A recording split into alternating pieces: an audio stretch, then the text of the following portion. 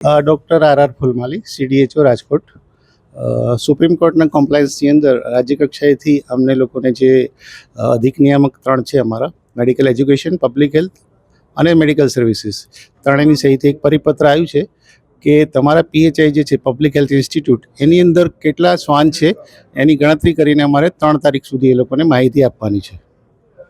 ક્યારથી શરૂ કરવામાં આવશે? કેટલા? એ ગઈકાલે જ પરિપત્ર આવ્યો છે, એટલે અમે લોકોએ નીચે PHI જેટલા છે એ લોકોના જે હેડ છે અમે લોકોએ નીચે મોકલી દીધી છે માહિતી, અને માહિતી 3 તારીખ સુધી અમે લોકોને કમ્પાઇલ કરીને ત્યાં સ્ટેટમાં મોકલવાની છે.